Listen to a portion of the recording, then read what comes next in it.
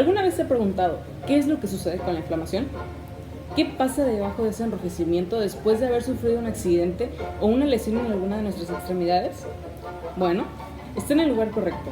La inflamación es un proceso fisiológico, un mecanismo de defensa ante agresiones del medio. Esta puede presentar signos como enrojecimiento, ardor, edema e incluso la pérdida de funcionalidad de la extremidad. Tenemos dos tipos de inflamación, la inflamación aguda y la inflamación crónica.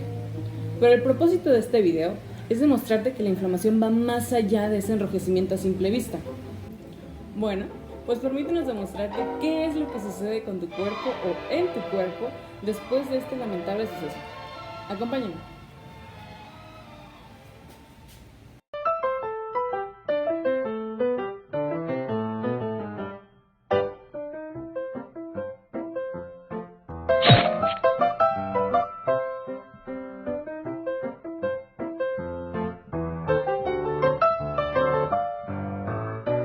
Para que el sistema inmune se active y lleve a cabo la respuesta en caso de una herida, es necesario la participación de un estímulo aferente. Este estímulo va a viajar a través del sistema nervioso central.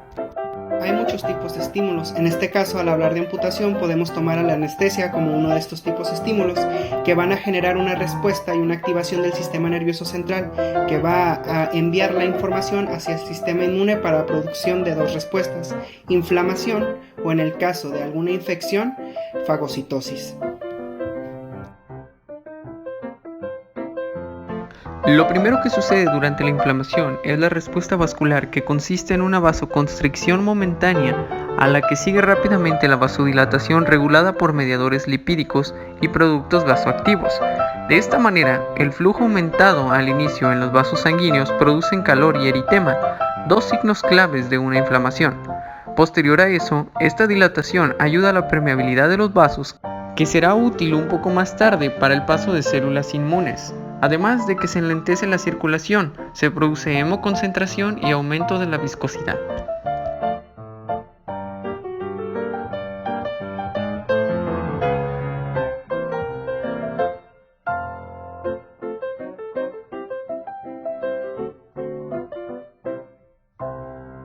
Pero esto no sucede de manera espontánea, sino que dicha vasodilatación sucede por ciertos mediadores químicos. Donde sea que se haya producido el daño tendrá que haber DAMPs, patrones moleculares asociados a daño, los cuales serán captados por ciertas células del sistema inmune llamados mastocitos, quienes tienen receptores en su membrana, o también se les llama células cebadas.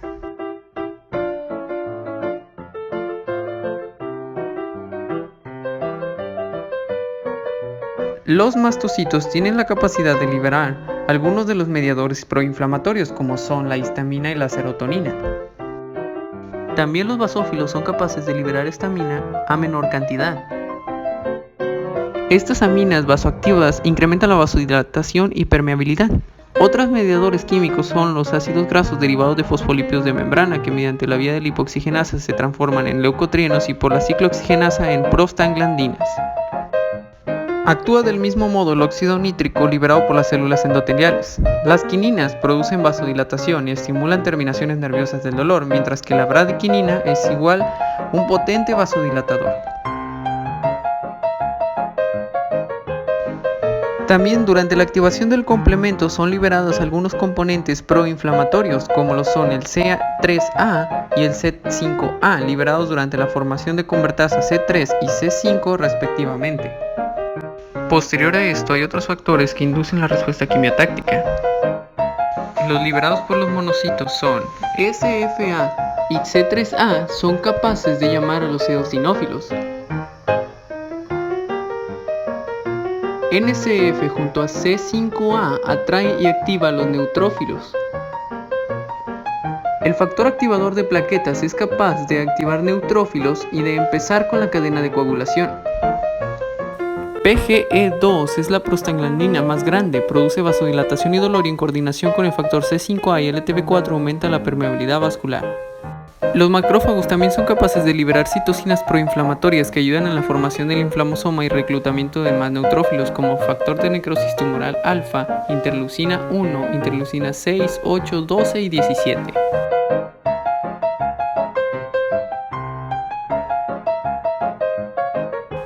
Algunos de estos factores, como la histamina, la trombina, la interleucina 8 y el factor de necrosis tumoral alfa, participan en la expresión de moléculas de adhesión como son las selectinas P y E, así como los ligandos de integrinas. Consiste en el reclutamiento de células inmunes fagocíticas como los macrófagos y neutrófilos. El primer paso es el rodamiento de los leucocitos. Estos se adhieren al endotelio por interacciones débiles con selectinas E y P.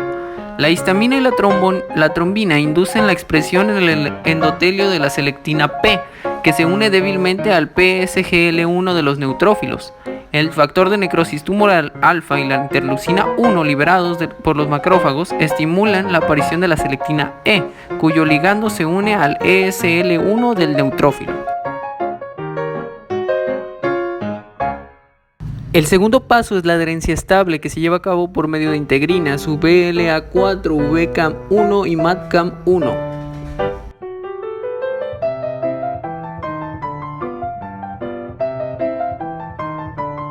El tercer paso es la activación de leucocitos. Mientras ruedan, interaccionan con quimiosinas que provocan un reordenamiento del citoesqueleto y un aumento de afinidad de las integrinas. El cuarto y último paso es la transmigración o diapédesis por acción de las integrinas, el ICAM1, VCAM1 y el PCAM1, que permiten el paso del neutrófilo a través del endotelio.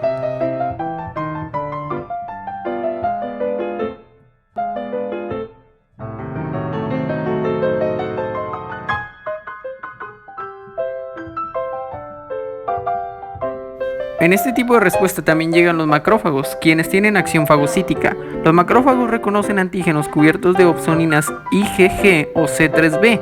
Incorporación es la formación de pseudópodos que rodean el antígeno.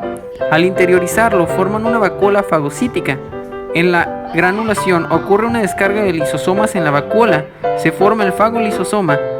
Igualmente, la combustión oxidativa o liberación de radicales libres como el óxido nítrico matan al antígeno, provocando así cuerpos residuales dentro del macrófago. Los macrófagos y células dendríticas tienen la capacidad de reconocer antígenos y de presentarlos por medio del complejo mayor de histocompatibilidad 2, activando así linfocitos T cooperadores y T citotóxicos para una respuesta humoral posterior. Ahora hablaremos de respuesta inmune en caso de infección.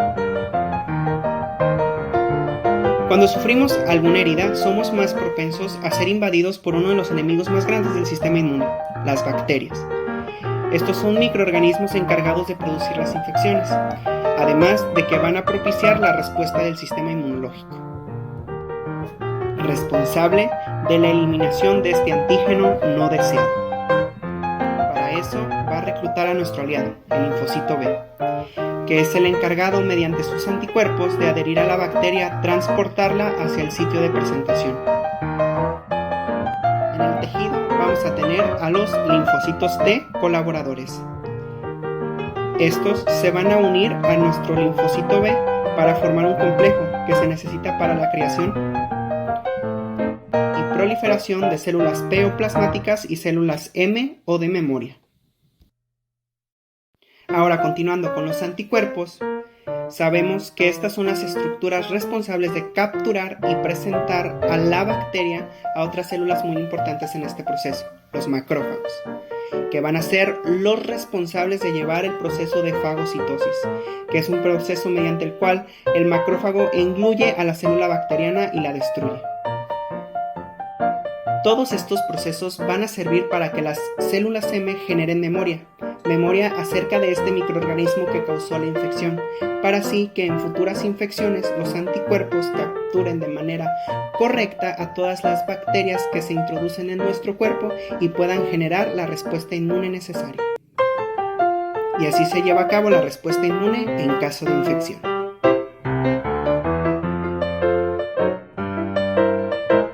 Después de ayudar a cerrar la herida con algún torniquete como mínimo o una sutura de preferencia, ocurre la reparación tisular.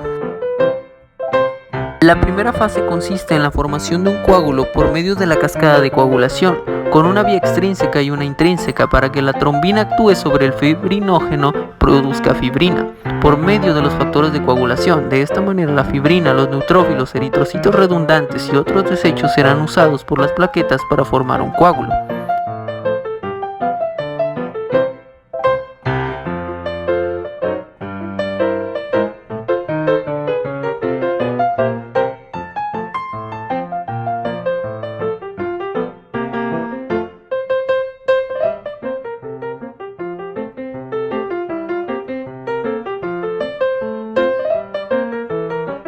Al ser una lesión bastante grave, continúa con una fase proliferativa de 2 a 3 días donde participan factores de crecimiento.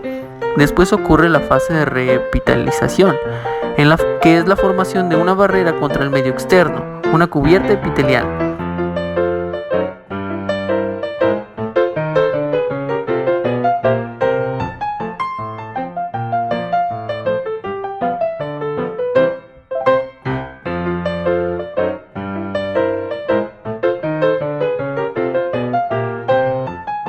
Aproximadamente una semana después ocurre la fase de contracción, cuya función es la reducción de la superficie de la herida de un 40 al 80%.